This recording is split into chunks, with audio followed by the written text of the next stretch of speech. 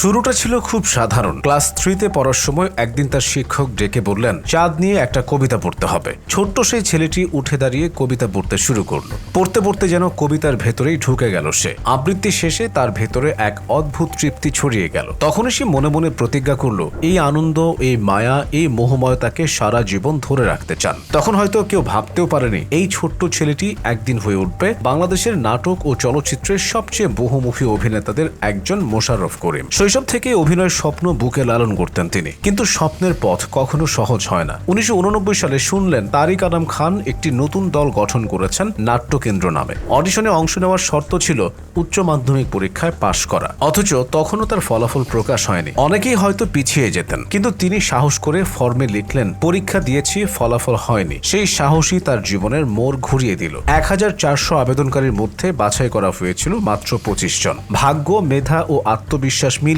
তাদের একজন হয়ে গেলেন মোশাররফ করিম। এভাবেই শুরু হয় তার মঞ্চযাত্রা। মঞ্চে টানা 16 বছর অভিনয় করেছেন তিনি। এই দীর্ঘ সময়ে তাকে তৈরি করেছে, শিখিয়েছে, বারবার চরিত্রে ঘষে পিটে নতুনভাবে দাঁড় করিয়েছে। থিয়েটারের কঠোর অনুশীলন তাকে শিখিয়েছে অভিনয়ের মৌলিক নিয়ম, চরিত্রের ভেতরে ঢুকে পড়া, অনুভব করা, তারপর দর্শকের সামনে তাকে জীবন্ত করে তোলা।